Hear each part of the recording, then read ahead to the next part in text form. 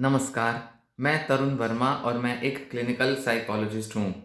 इस वीडियो में आपको बताऊंगा कि जो सोमैटिक सिम्पटम डिसऑर्डर होते हैं, जैसे कि सोमैटोफॉर्म डिसऑर्डर, सोमैटाइजेशन की जो प्रॉब्लम्स होती हैं या हाइपोकॉन्ड्राइसिस, इस तरह की जो बीमारियां होती हैं, उनके कारण क्या होते हैं, किस तरह से मनोवैज्ञानिक, मनोचिकित्सक इन बीमारियों के कारणों को समझते हैं, रीजंस क्या हैं, कॉजेज क्या हैं, किस तरह के थ्योरेटिकल मतलब किस तरह के आइडियाज हैं जो कि अलग अलग साइकोलॉजिस्ट ने सजेस्ट किए हैं और जो साइकोलॉजिस्ट की अंडरस्टैंडिंग का बेसिस होते हैं। जिस तरह से साइकोलॉजिस्ट और साइकाइट्रिस्ट सोमैटिक सिम्पटम डिसऑर्डर्स को समझते हैं और उसी आधार पर जो थेरेपीज देते हैं, वो क्या ऐसे आइडियाज और पर्सपेक्टिव्स हैं या जिसे कहें कॉजेज हैं, उनके बारे में इस वीडियो में आपसे डिस्कस करूंगा, जो कि आपके लिए ना ही सिर्फ जानना जरूरी है, पर आपको अपनी थेरेपी को, साइकोलॉजिकल थेरेपी को सही तरह से करने में भी ये जानकारी हेल्पफुल होगी। ध्यान दें, आगे सुनने से पहले ध्यान रखें कि जो भी मैं डिस्कशन इस वीडियो में करूंगा वो एक साइकोलॉजिकल एक्सप्लेनेशन होगी सोमैटिक सिम्पटम डिसऑर्डर की या हाइपोकॉन्ड्राइसिस की। बहुत से लोग जो कि सोमैटिक सिम्पटम डिसऑर्डर से सफर करते हैं, वो सिर्फ मेडिकल एक्सप्लेनेशंस ढूंढ रहे होते हैं, अलग अलग डॉक्टरों के पास जाकर अलग अलग पैथी ट्राई करके, कोई एलोपैथी, कोई होम्योपैथी, कोई आयुर्वेद, तो कोई कुछ और, ये सब ट्राई करके इलाज ढूंढ रहे होते हैं। पर एक चीज समझने की है कि किसी भी डॉक्टर के पास आप जाएं, भले वो कार्डियोलॉजिस्ट हो, किडनी के डॉक्टर हो, हड्डियों के डॉक्टर हो, फेफड़ों के, दिमाग के, आंखों के, नाक के, कान के, कहीं के भी डॉक्टर हो, वो हर डॉक्टर के पास जिनके पास आप जाते हैं या गए हैं, टेस्ट वगैरह हो जाते हैं, सबके बाद डॉक्टर एक ही चीज बोलता है कि ये स्ट्रेस की बीमारी है, कोई कहेगा ये वहम की बीमारी है, तो कोई कहेगा ये एंजाइटी की वजह से है, इसलिए आप साइकाइट्रिस्ट को कंसल्ट करो। और जब आप साइकाइट्रिस्ट के पास जाते हो, वो दवा देते हैं और साथ ही कुछ साइकेट्रिस्ट आपको क्लिनिकल साइकोलॉजिस्ट को रेफर कर देते हैं और क्लिनिकल साइकोलॉजिस्ट फिर आपको साइकोलॉजिकल वे में इन बीमारियों के ट्रीटमेंट के लिए इलाज बताते हैं। पर प्रॉब्लम कहां आती है? साइकोलॉजिस्ट के पास जाते ही आप उनकी बात को एक्सेप्ट नहीं करते, उनकी बात पर एग्री नहीं कर पाते, क्योंकि आपके दिमाग में ये बात बैठी हुई है कि ये प्रॉब्लम्स तो मेडिकल हैं, ये प्रॉब्लम्स तो शरीर में हैं, तो इनका कारण शरीर में होना चाहिए। भाई ये डॉक्टर जो है, ये साइकोलॉजिस्ट, ये थेरेपिस्ट जो है, ये मुझे ये क्यों बोल रहा है कि ये मेरी सोच के वजह से हो रहा है? तो ज्यादातर पेशेंट्स, मैक्सिमम पेशेंट्स जो होते हैं, खासकर कि मैं अगर इंडियन सिनेरियो की बात करूं, तो हिंदुस्तान में ज्यादातर पेशेंट साइकोलॉजिकल एक्सप्लेनेशंस को एक्सेप्ट करने में, अडॉप्ट करने में बहुत ज्यादा विलिंगनेस, बहुत ज्यादा इच्छा नहीं दिखाते और ऐसे में अक्सर वो साइकोलॉजिस्ट के पास जाना तो बिल्कुल बंद ही कर देते हैं। इनफैक्ट साइकोलॉजिस्ट की वीडियोस देखना या उस तरह की जानकारी लेने से वो पूरी तरह से खुद को दूर कर देते हैं और ऐसे में नुकसान पहुंचाते हैं खुद को। इसीलिए अगर आप ये मेरी वीडियो देख रहे हैं, मेरे इस चैनल पर आप सोमैटिक सिम्टम्स के बारे में वीडियोस देखते हैं, तो आपको एक बात तो क्लियर होगी, जो मैं बार बार कहता हूं, कि इस प्रॉब्लम के इलाज के लिए आपको साइकोलॉजिकल एक्सप्लेनेशंस, आपके दिमाग में, आपकी सोच में, आपके माहौल में, आपके बिहेवियर में क्या चल रहा है, उसको समझना जरूरी है। और इसी चीज को समझाने के लिए इस वीडियो में मैं कुछ ऐसे 4 इंपॉर्टेंट पर्सपेक्टिव्स आपके साथ डिस्कस करूंगा। ये बहुत ही ब्रीफ में होंगे, मतलब इनके बेसिस पे ना आप खुद का ट्रीटमेंट कर पाएंगे, ना आपको कोई बहुत ज्यादा हेल्प मिलेगी, पर जो सबसे ज्यादा हेल्प मिलेगी वो इस क्लैरिटी को लाने में मिलेगी कि आपको साइकोलॉजिकली अपने सोमैटिक सिम्टम्स को कैसे समझना है। तो 4 पर्सपेक्टिव जो इस वीडियो में डिस्कस करूंगा वो हैं कॉग्निटिव, बिहेवियरल, साइकोडायनेमिक और सोशियो कल्चरल। अब ये क्या पर्सपेक्टिव हैं, आइए अब इस पर आपसे थोड़ा डिटेल में बताता हूं। जब आप एक साइकोलॉजिस्ट के पास जाते हैं तो सबसे पहले वो आपसे कॉग्निटिव पर्सपेक्टिव डिस्कस करेगा। कॉग्निटिव पर्सपेक्टिव का मतलब है कि हमारे सोचने में, हमारी थॉट्स में किस तरह के negative believes, negative perceptions, negative ideas बैठे हैं अपनी बीमारी और अपने सिम्टम्स को लेकर, जिसकी वजह से हम उन सिम्टम्स को या तो पैदा कर रहे हैं या उनको बढ़ा रहे हैं। तो ध्यान दें कि साइकोलॉजिस्ट 2 चीज की बात करते हैं, डेवलपमेंट ऑफ सिम्टम्स और मेंटेनेंस ऑफ सिम्टम्स। सिम्टम आया क्यों और सिम्टम बना क्यों हुआ है। मोटे तौर पे साइकोलॉजिस्ट का जो मेजर फोकस होता है वो होता है मेंटेनेंस ऑफ सिम्टम्स पर, क्योंकि डेवलप कहां से हुआ, कैसे हुआ, कब हुआ, उसको बहुत साल हो चुके होते हैं। कई लोगों के साथ कई कई बचपन से पता नहीं कब से प्रॉब्लम्स देखने में आती हैं, तो इसलिए डेवलप कैसे, कब, कहां से हुआ, इस बारे में बात करने में भी कोई बहुत अच्छी जानकारी कई बार नहीं मिल पाती। चाहे फैमिली मेंबर से बात करो, चाहे पेशेंट से बात करो। इसलिए डेवलपमेंट जहां पर पता चल जाए वहां तो बहुत अच्छी बात है, नहीं तो ज्यादातर मामलों में थेरेपिस्ट जो होते हैं वो मेंटेनेंस ऑफ सिम्टम्स पर बात करते हैं कि क्या ऐसे सोच के अंदर कारण है जिसकी वजह से ये मेंटेन हुआ है सिम्टम। तो जैसे इसके अंदर जो कॉग्निटिव पर्सपेक्टिव होते हैं उसके अंदर दो टाइप की चीजों पर फोकस किया जाता है। एक होते हैं बिलीफ्स और एक होते हैं बायसेस। बिलीफ्स वो आपकी मान्यताएं, सोच, आपके जो भी आइडियाज हैं जो कि आप सोचते हो अपने सोमैटिक सिम्टम्स के बारे में, जैसे कि ये बीमारी जो है ये मेडिकल रीजन की वजह से है, ये बीमारी अगर दूर नहीं जाएगी तो मैं लाइफ में कुछ कर नहीं सकता या कर नहीं सकती। सोमैटिक सिम्टम्स के साथ डिप्रेशन की फीलिंग्स भी हो सकती हैं, एंजाइटी भी हो सकती है। तो ऐसे में एंजाइटी और डिप्रेशन को लेकर भी अपने में बहुत से बिलीव्स हो सकते हैं नेगेटिव, कि मैं तो बहुत लाचार हूं, मैं तो बहुत बीमार हूं, मेरी तो बीमारी जो है वो कोई डॉक्टर दूर नहीं कर पा रहा है, मुझे कोई भी हेल्प नहीं कर सकता है, मेरा फ्यूचर जो है वो शायद ब्राइट नहीं है क्योंकि ये बीमारी जो है ये मुझे यहां से बाहर नहीं निकलने दे रही, कोई भी मुझे समझ नहीं पाता, कोई भी डॉक्टर मेरी बात नहीं सुनता, मुझे जानने की कोशिश नहीं करता, वो जानना ही नहीं चाहते कि मुझे किस तरह की बीमारी है, कोई भी डॉक्टर मेरी बीमारी को ना आज तक प्रूव कर पाया है और ना ही आज तक ढूंढ पाया है कि मुझे क्या बीमारी है, मतलब मेरी बीमारी लाइलाज है, इसका कोई इलाज नहीं है, शायद जिंदगी भर मुझे इसके साथ डील करना पड़ेगा। तो ऐसे कुछ नेगेटिव बिलीफ्स आपके आपके सिम्टम्स को लेकर डेवलप हो जाते हैं जिसकी वजह से आपके अंदर एक नेगेटिव एटीट्यूड बना रहता है अपने सिम्टम्स को लेकर। दूसरा मैंने चीज बताई कॉग्निटिव बायसेस। आपका अपने सिम्टम्स को देखने का तरीका रियलिटी से थोड़ा डिस्टॉर्टेड हो जाता है। रियलिटी क्या है? रियलिटी में शायद आपके जो सिम्टम्स हैं वो स्ट्रेस की वजह से हैं, एंजाइटी की वजह से हैं, पर आप इनको मेडिकल देख रहे हो तो आपका मन हमेशा फिजिकल सेंसेशंस पर बहुत ज्यादा फोकस करने लगता है, अटेंशन बहुत ज्यादा देता है अपने सिम्टम्स पर। बार बार सिम्टम्स जब आते हैं उससे पहले ही आप डर जाते हो और दिमाग में कैटेस्ट्रोफाइज कर लेते हो। जरा सा कोई सिम्टम हुआ नहीं कि आपको लगा कि ये बीमारी बढ़कर कोई बहुत खतरनाक बीमारी बन जाएगी जिसकी वजह से कैंसर, हार्ट अटैक, पता नहीं क्या क्या हो सकता है, ट्यूमर हो सकते हैं और मैं खत्म हो जाऊंगा, और बस ये सोचने में ही आपका ध्यान लगा रहता है। तो ये भी एक तरीके का रियलिटी का डिस्टॉर्शन है।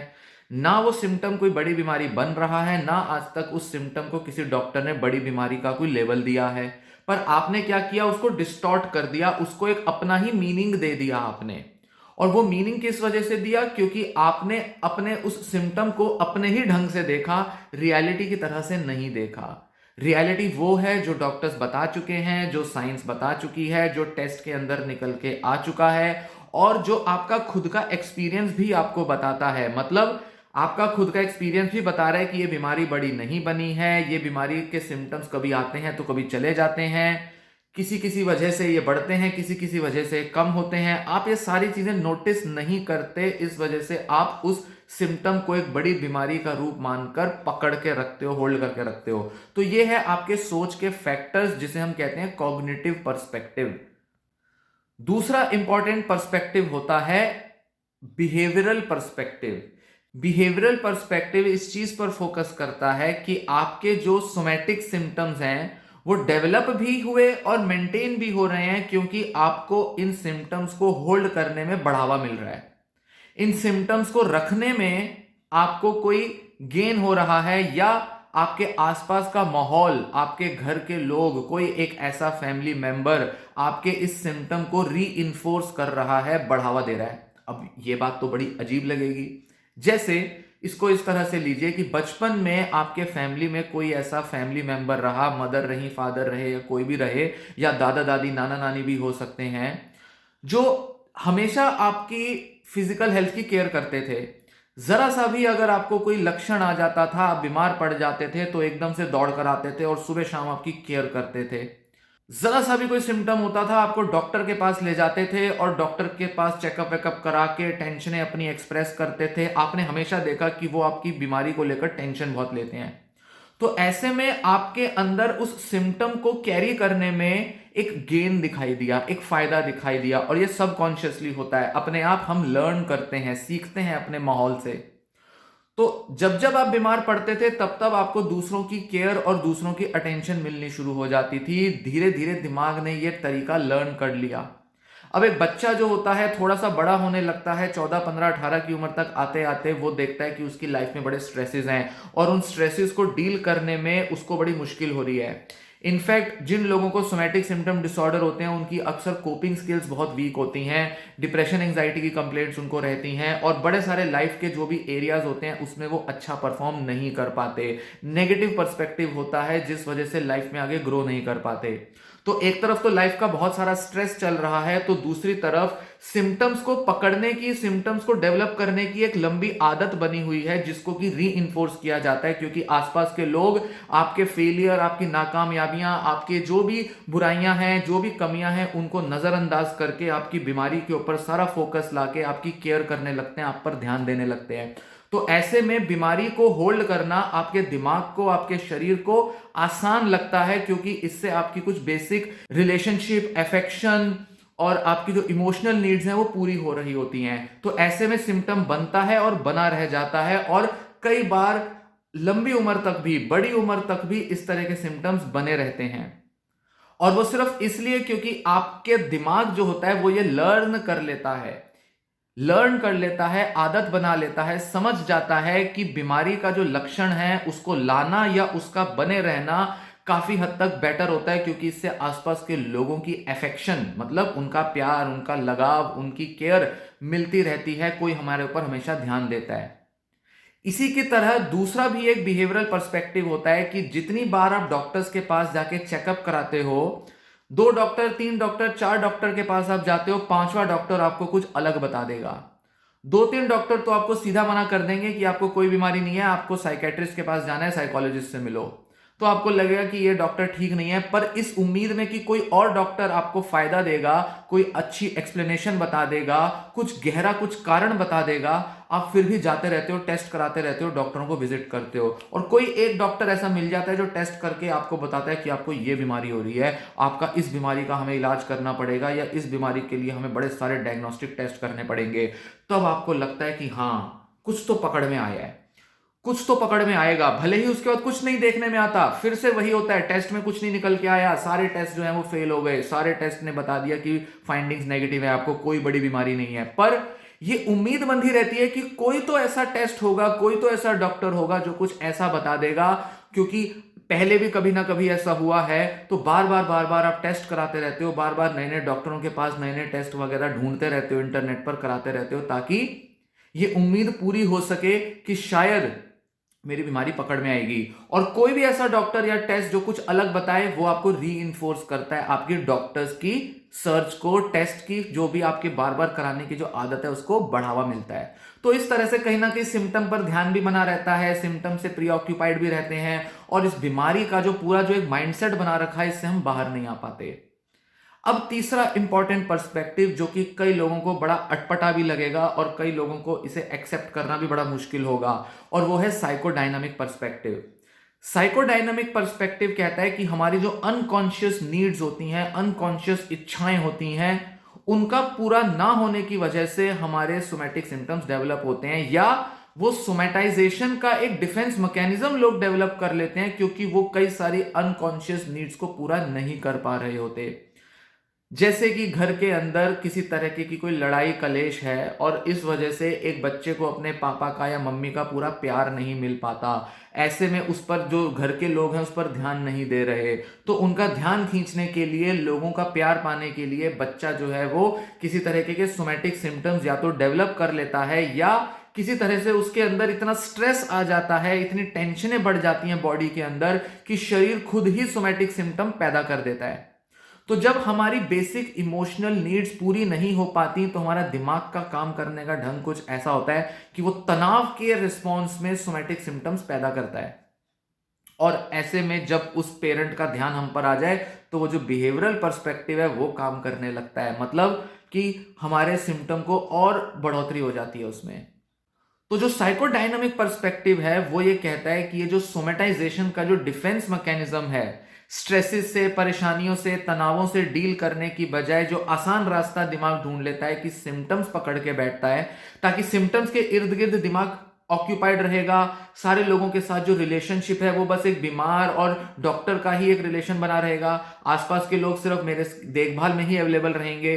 तो ऐसे में सब लोगों के साथ जो रिलेशनशिप है उसका दायरा बहुत सिमट जाता है और हमारी जो जरूरतें हैं इमोशनल वो पूरी होने लगती है, क्योंकि अल्टीमेटली एक बच्चे को यही चाहिए था कि उसको माँ बाप का प्यार मिलता रहे, तो कम से कम बीमारी के बहाने उसे माँ बाप का प्यार मिलता रहता है।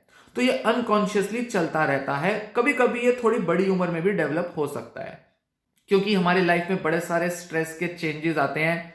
कई बार हमारी लाइफ में कुछ ऐसे तनाव के कारण बन जाते हैं और उन तनाव से डील ना कर पाने के कारण, जिम्मेदारियां ना निभा पाने के कारण, स्कूल के बाद कॉलेज लाइफ में चले गए, कॉलेज लाइफ की बजाय या उसके बाद हमने जॉब या किसी तरीके के और दूसरे काम में व्यस्त होना था, शादी होने के बाद नई जिम्मेदारियां आनी थी, तो जो स्ट्रेस आता है उससे दिमाग डील नहीं कर पाता, क्योंकि कोपिंग स्किल्स बहुत अच्छी नहीं होती उन लोगों की जिनको हाइपोकॉन्ड्राइसिस होता है या सोमैटिक सिम्टम डिसऑर्डर्स होते हैं। तो ऐसे में क्या होता है, जब अंदर क्षमता नहीं होती लाइफ के स्ट्रेसेस से डील करने की, तो ऐसे में दिमाग क्या करता है, एक अच्छा डिफेंस ढूंढ लेता है, और वो होता है बीमारियों में उलझे रहना, बीमारियों में ऑक्यूपाइड रहना और इलाज ढूंढते रहना, डॉक्टरों के पास जाना और हमेशा एक बीमार आदमी की भूमिका निभाते रहना। इसे कहा जाता है कि एक सिक आदमी का, बीमार आदमी का रोल, बीमार आदमी की आइडेंटिटी एक व्यक्ति डेवलप कर लेता है, या बीमार औरत की आइडेंटिटी एक व्यक्ति डेवलप कर लेती है। तो उसमें क्या होता है, वो पूरी जिंदगी भर बीमार व्यक्ति की तरह जीना शुरू कर देते हैं, हर वक्त केवल बीमारी बीमारी, कहीं कुछ हो गया, कहीं गैस हो गई, कहीं छाती में दर्द हो गया, ये खा लिया तो उसकी वजह से ये हो गया, ये नहीं खाया था तो इस वजह से टॉयलेट नहीं आ रहा, उस वजह से कॉन्स्टिपेशन हो गई, उस वजह से सर दर्द हो गया, उस वजह से सांस नहीं आ रही, उस वजह से कंधे हाथ पैर दर्द कर गए। बस सारा टाइम आदमी का जो फोकस है वो बस बीमारी, लक्षण और इनमें घूमता रहता है, और ऐसे में वो व्यक्ति का ध्यान अपनी जिम्मेदारियों पर, अपने लाइफ के दूसरे एरियाज पे नहीं जाता। तो उस वजह से वो अपने लाइफ के अंदर बहुत स्किल्ड, बहुत ही मैच्योर भी नहीं हो पाता, और ऐसे में और पलट पलट के उसका जो ध्यान है वो अपनी बीमारी पर आता रहता है और बीमारी बढ़ती रहती है, बीमारी बनी रहती है। तो कोपिंग स्किल्स कम होने की वजह से स्ट्रेस बढ़ता है, तो सोमेटाइजेशन होता है, और सोमेटाइजेशन की वजह से लाइफ के एरियाज में पूरी परफॉर्मेंस नहीं दी जाती, उससे और स्ट्रेस बढ़ता है, और फिर वो स्ट्रेस दोबारा से सोमेटाइजेशन कॉज करता है। तो एक पर्सन की लाइफ बस इसी में घूमती रहती है। ऐसे में साइकोलॉजिस्ट दो टर्म्स देते हैं जिसे कहा जाता है प्राइमरी गेन्स और सेकेंडरी गेन्स। प्राइमरी गेन्स वो होते हैं, जैसा कि बताया, कि बीमारी डेवलप क्यों हुई। बीमारी के डेवलप होने में हमारी अनकॉन्शियस नीड्स का रोल होता है, प्यार, मोहब्बत, अफेक्शन, केयर, ये सब रीजंस होते हैं। या स्ट्रेस की वजह से कोपिंग स्किल्स का ना होना, बहुत ज्यादा स्ट्रेस हो जाना, तनाव होना, अनकंफर्टेबल फीलिंग्स होना, ये सब चीजें। और एक दूसरा तरीका होता है जिससे कि सोमैटिक सिम्टम बने रहते हैं, वो होते हैं सेकेंडरी गेन्स। मतलब गेन है ये, फायदे। प्राइमरी गेन, सेकेंडरी गेन, इसका पूरा फोकस है गेन पर। फायदा क्या हो रहा है सोमैटिक सिम्टम की वजह से, हमारा दिमाग फायदे ढूंढ रहा है हमारी दुनिया से, आसपास के लोगों से, रिश्तेदारियों से। तो प्राइमरी गेन है कि हमारी बेसिक इमोशनल नीड्स मीट हो रही हैं। सेकेंडरी गेन, दूसरा फायदा क्या होता है, जैसे हमारे काम को दूसरे लोग कर देते हैं। घर के अंदर एक महिला है, उसको सारा टाइम सोमैटिक सिम्टम्स है, वो अपने हस्बैंड को बोलती है कि मुझसे काम नहीं होते, काम वाली कोई बाई लगवा लो, कोई मेड वगैरह हाउस हेल्प लगवा लो। हस्बैंड लगवा लेता है, ऐसे में उसके काम हल्के हो जाते हैं, उसको जिम्मेदारियां नहीं निभानी पड़ती, ऐसे में आसान रास्ता निकल जाता है। तो ये बना रहता है बिहेवियर। तो जब जब काम ज्यादा करना पड़ेगा, जब जब बहुत ज्यादा लाइफ के स्ट्रेसेस डील करने पड़ेंगे, तब तब सोमैटिक सिम्टम्स बढ़ जाएंगे। जरा सा कहीं से भी स्ट्रेस आया, बच्चे की शादी हो रही है, घर के काम बढ़ गए हैं, जॉब का कोई स्ट्रेस है, घर के अंदर सास और बहू के बीच के तनाव हैं, किसी भी टाइप के स्ट्रेस की वजह से सोमैटिक सिम्टम्स बढ़ जाते हैं और वो बने रहते हैं। ध्यान दें, एक बात मेंशन करनी जरूरी है, ये कोई जानबूझ के नहीं करता इंसान, उसने सीखा ही यही तरीका है, उसने शुरू से इसी तरीके के कोपिंग स्किल्स, कोपिंग स्टाइल सीखे हैं। इसीलिए ये जानबूझ के पैदा की गई बीमारियां नहीं होती। बहाना नहीं कर रहा पेशेंट, या वो जो पेशेंट है वो बहाने नहीं कर रही, वो नाटक नहीं कर रही, उसके दिमाग ने यही सीखा है, इसी तरीके से अपने सिम्टम्स को पैदा करना, बढ़ाना और अपने आसपास के लोगों के साथ इसी तरीके का एक अनहेल्दी संबंध बनाना उस व्यक्ति ने सीखा है। इस वजह से उसके पास कोई और तरीका होता ही नहीं है। यही वजह है कि वो पेशेंट बीमार की तरह हमेशा दिखाई देता है और डॉक्टरों के आसपास घूमता रहता है। वो पर्सन जानबूझ के, उसको मजा नहीं आ रहा, वो एंजॉय नहीं कर रहा वो पर्सन की चलो डॉक्टर के पास चलते हैं, बीमारी का बहाना बना के पड़े रहेंगे, दुनिया को बेवकूफ बनाएंगे, वो ऐसा नहीं कर रहा पेशेंट। वो पेशेंट की साइकी, पेशेंट का अनकॉन्शियस माइंड उसे खुद करा रहा है, क्योंकि बचपन से उसने इसी तरीके के पैटर्न्स सीखे हैं। तो सेकेंडरी गेन्स में आता है कि कैसे हमारी जिम्मेदारियां कम हो जाती हैं, इसका फायदा मिलना, तो ये बना रहता है और पेशेंट को फायदा दिखता रहता है। चौथा और बहुत इंपॉर्टेंट पर्सपेक्टिव वो है सोशो कल्चरल पर्सपेक्टिव। बहुत से ऐसे वेस्टर्न कंट्रीज हैं, खासकर कि यूरोप में ऐसी बहुत से कंट्रीज हैं जहां पर सोमैटिक सिम्टम डिसऑर्डर बहुत कम पाया जाता है। बहुत कम लोग हैं जिनमें डिप्रेशन या एंजाइटी के दौरान सोमैटिक सिम्टम्स होते हैं, जबकि अमेरिकन कल्चर्स में, अफ्रीकन कल्चर्स में और खासकर एशियन कल्चर्स में सोमैटिक सिम्टम्स भर भर के मिलते हैं। एशिया में सबसे ज्यादा कॉमन, सबसे ज्यादा प्रिवेलेंट होते हैं सोमैटिक सिम्टम डिसऑर्डर्स। अब ये क्या बात हुई भाई, डिप्रेशन तो हर जगह एक जैसा होना चाहिए, एंजाइटी तो सब लोगों को एक तरह से होनी चाहिए, दिल की बीमारियों में, किडनी, लंग्स और दिमाग की बीमारियों में और तो कहीं ऐसा कुछ होता नहीं, तो साइकाइट्रिक बीमारियों में ऐसा क्यों होता है कि किसी कल्चर में ज्यादा है तो किसी कल्चर में कम है। और एशियन कल्चर, एशिया की बात हो रही है, हिंदुस्तान, पाकिस्तान, बांग्लादेश, इधर के सारे देश, इंडोनेशिया, फिलीपींस, चाइना, सब आ जाते हैं इसके अंदर। जो भी ये ईस्टर्न कंट्रीज हैं, यहां पर सोमैटिक सिम्टम डिसऑर्डर्स ज्यादा पाए जाते हैं या कोमॉर्बिडिटी बहुत होती है। मतलब वेस्ट में, यूरोप के देशों में किसी को अगर डिप्रेशन होगा तो चांसेस कम है कि उसके अंदर सोमैटिक सिम्टम डेवलप होंगे। किसी को डिस्थाइमिया हो रहा है तो चांसेस कम है कि सोमैटिक सिम्टम डेवलप होंगे। पर हिंदुस्तान में डिप्रेशन हुआ नहीं कि सोमैटिक सिम्टम्स डेवलप हो जाते हैं। इनफैक्ट बहुत से लोगों का तो डिप्रेशन दबा रहता है, एक्चुअल में उनको डिप्रेशन होता है पर वो पर्सन जो है वो सोमैटिक सिम्टम्स ज्यादा शो करता है। सोमैटिक सिम्टम्स से उसका दिमाग ज्यादा ऑक्यूपाइड रहता है और वो पर्सन जब डॉक्टरों को कंसल्ट भी करता है तो सोमैटिक सिम्टम के लिए कंसल्ट करता है, जबकि एक्चुअल में उसे डिप्रेशन होता है। तो ऐसे में डॉक्टर्स के लिए बड़ा चैलेंजिंग हो जाता है कि एक पर्सन के डिप्रेशन को पहचाने, एंजाइटी को पहचाने या सोमैटिक सिम्टम्स को पहचाने, क्या बीमारी का नाम दें। तो अक्सर मल्टीपल डायग्नोसिस मिल जाते हैं।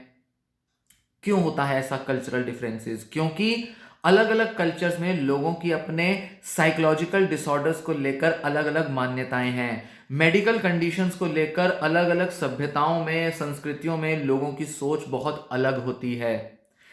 जैसा कि मैं इस वीडियो में बता रहा हूं और बार बार एम्फेसाइज कर रहा हूं, और पहले भी मैंने कई सारे वीडियोस में बार बार इस चीज पर जोर दिया है कि जिन लोगों को सोमैटिक सिम्टम डिसऑर्डर्स से दूर होना है उनको साइकोलॉजिकल एक्सप्लेनेशंस समझनी ही पड़ेंगी, उसके अलावा कोई और दूसरा चारा नहीं है। और ये बीमारियों के ये जो कारण है, ना समझने के कारण ये बीमारियां बनी रहती हैं, जबकि यूरोपीय देश जहां का ये विज्ञान है, जहां की ये वेस्टर्न साइंस, साइकोलॉजी है, वो लोग इस मामले में काफी मैच्योर और काफी परिपक्व हैं। इस वजह से वो बीमारियों में सोमैटिक सिम्टम्स इसलिए डेवलप नहीं करते क्योंकि वो अपने मेडिकल प्रॉब्लम्स की सही एक्सप्लेनेशन ढूंढ के संतुष्ट हो जाते हैं। उनको पता है कि बीमारियां किस तरह की होती हैं, मेडिकल कंडीशंस क्या होती हैं और साइकोलॉजिकल कंडीशन में सोमैटिक सिम्टम्स कैसे आते हैं, उनको इस बात में क्लैरिटी है।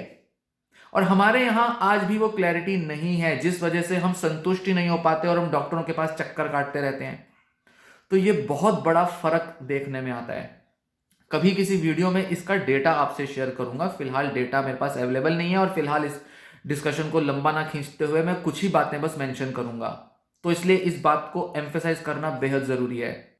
इसी के साथ जो कल्चर्स या जो देश या जो लोग माइंड और बॉडी के बीच के कनेक्शन को अच्छे से समझते होंगे, उनको हैंडल करना आता होगा अपने बॉडीली रिएक्शंस को जब वो स्ट्रेस में या एंजाइटी में होते हैं।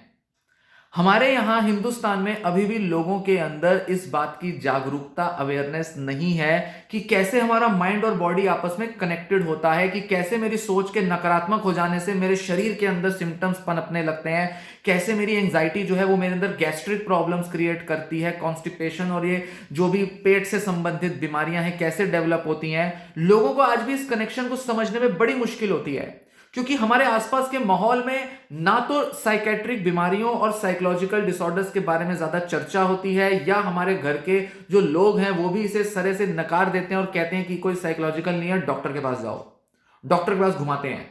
तो जो मैंने बिहेवियरल पर्सपेक्टिव बताया था कि डॉक्टरों के पास घूमने फिरने की जो आदत होती है वो कहां से शुरू होती है, वो घर से ही शुरू होती है। घर के लोग चिंता कर करके पता नहीं कितने डॉक्टरों के पास घुमा देते हैं। फिर कुछ टाइम के बाद घर वाले तो संतुष्ट हो जाते हैं, कोई बीमारी नहीं है, पर पेशेंट घूमता रहता है। क्यों? क्योंकि पेशेंट की आदत बन गई।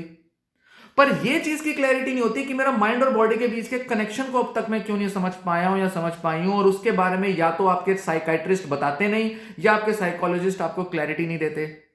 और इसी पर्पस के लिए वीडियोस बनाई जाती हैं, ये वाली जो मैं बना रहा हूं। इसलिए दिमाग में बिठा लो अच्छे से कि माइंड और बॉडी के कनेक्शन को समझना है। एंजाइटी से कैसे फिजिकल सिम्टम आया, कैसे आपको डर लगा और अचानक से आपके पेट में, छाती में पता नहीं क्या क्या सिम्टम्स आ गए, ये कनेक्शन समझ में आ गए। जो भी किसी भी तरह के सिम्टम्स हैं, सबके इंडिविजुअल केस होते हैं, सबका अपना अपना मामला होता है, पर माइंड बॉडी कनेक्शन को जितना अच्छे से समझ लिया उतना अच्छे से सोमैटिक सिम्टम डील करने आ गए। और यही वजह है कि जो लोग, चाहे वो हिंदुस्तान में हो या बाहर के देशों में हो, फर्क बस इतना है कि हिंदुस्तान में लोग ऐसे कम होते हैं, बाहर के देशों में बहुत सारे लोग होते हैं। पूरा पूरा देश के अंदर ये जागरूकता होती है कि माइंड का बहुत स्ट्रांग इंपैक्ट है हमारी बॉडी पे। स्ट्रेस का, एंजाइटी का, डिप्रेस्ड मूड का डायरेक्ट इंपैक्ट पड़ता है हमारी बॉडी पे और हमारे सिम्टम्स पे। जितना ज्यादा हमारे को ये समझ होगी, जितना ज्यादा हम इस तरह से देखेंगे, समझेंगे, उतना आसानी से, उतना अच्छे से मैनेज करेंगे अपने फिजिकल सिम्टम्स को। तो इसलिए ये साइकोलॉजिकल एक्सप्लेनेशन समझना बेहद जरूरी है। तो इस वीडियो में जो भी जानकारी दी, दिमाग में बिठाकर आगे बढ़ें और सोमैटिक सिम्टम्स के लिए साइकोलॉजिकल एक्सप्लेनेशंस पे फोकस करें। जितना अच्छे से करेंगे उतना अच्छे से इन बीमारियों से दूर हो पाएंगे। मैंने बहुत सारी वीडियोस, पूरी सीरीज बना रखी है इस बारे में, उसको देखें, जरूर समझें। वो जो मेरी सीरीज है वो कॉग्निटिव थेरेपी या कॉग्निटिव पर्सपेक्टिव पर बेस्ड है, पर उसमें बड़े सारे दूसरे आइडियाज भी मैं डिस्कस करता हूं, तो वो जरूर देखें, समझें और भी मेरी वीडियोस देखते हैं, ताकि आपको साइकोलॉजिकली डील करना आए और आप समझें कि सोमैटिक सिम्टम्स के पीछे के कोपिंग और नेगेटिव बिलीफ और दूसरे मैकेनिज्म कैसे काम करते हैं। तो ये वीडियो मैं यहीं समाप्त करता हूं। वीडियो पसंद आई हो तो लाइक करें, शेयर कर दें और चैनल सब्सक्राइब कर लें। ये वीडियो यहीं समाप्त होती है। धन्यवाद।